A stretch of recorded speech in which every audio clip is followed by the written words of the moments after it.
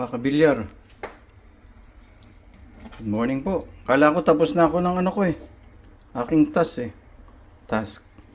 Mag-i-spaghetti ko. Meron pala akong Actually, meron ako ng 500 grams na beef mince.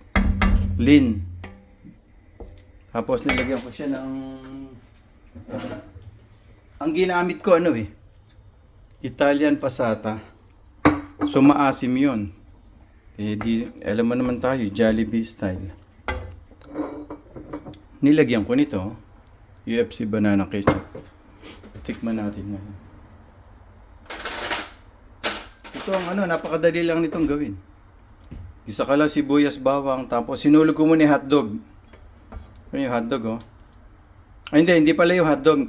Pagka umaamoy na yung sibuyas, bawang, muna yung beef mince kasi hilaw pa yun. Yung hotdog, na yun almost luto na. Tapos pag kumakatas na mantika, hinulog ko naman yung hotdog Tapos nagluto na nagpakulo na ako ng 500 grams na pasta, Italian pasta to na spaghetti.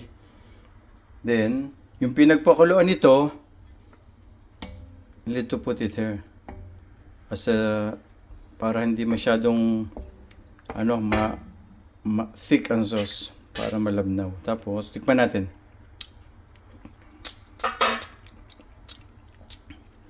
Kulang pa sa tamis. Alam mo naman tayo, mahilig tayo sa matamis Lagyan natin ng konting apoy. Yan Spaghetti na Parang Jollibee. Tikman natin. Sarap niya Kasi ito 12 minutes lang yan 11 to 12 minutes al dente. Kulang siya sa kulang sa tamis Mariremedyohan yan. Pwede bang walang remedyo yan? Lagyan natin ng asukal. Raw sugar. 2 teaspoon lang naman to 3. Gusto ko matamis Bahala kayo. 4. Then haluin natin.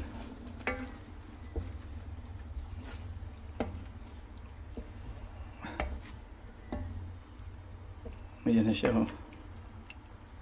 Sandali, ang init Tikman natin ngayon kung